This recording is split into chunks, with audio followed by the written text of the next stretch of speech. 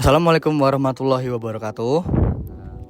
Eh, dalam video wawancara kali ini saya bersama narasumber saya yang bernama siapa? Arga. Oke.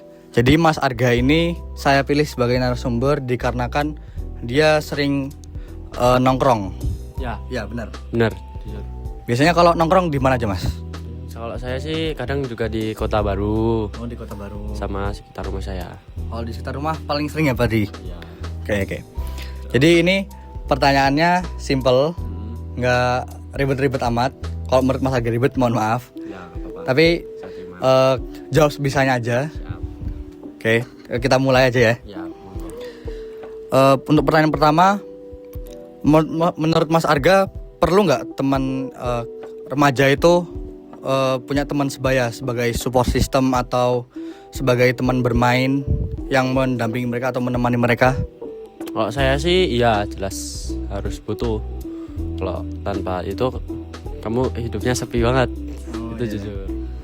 Jadi menurut Mas Arga tuh mereka butuh karena tanpa teman atau tanpa pergaulan itu rasanya hampa gitu ya. Ya, Oke. Lah sama apa? ya sama buat mencari koneksi. Misal kalau kerja itu mesti dapat. Ya, jadi lebih gampang kalau mau minta bantuan gitu ya. Ya. Oke, baik. Nah, lalu Mas Arga untuk pertanyaan kedua,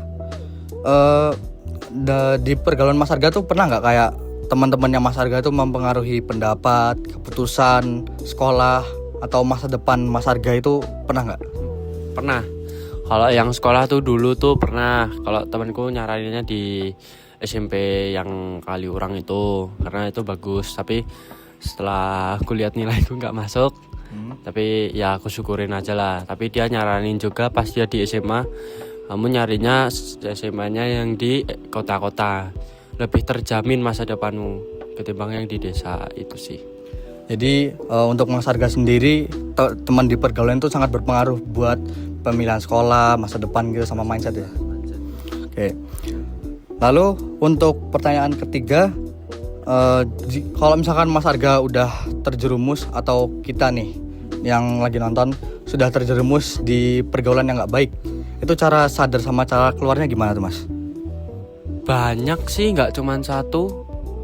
Soalnya tuh ambil contoh aja ya. Dari ya itu pas dia kena musibah sangat yang bikin hidupnya tuh anjlok banget gitu.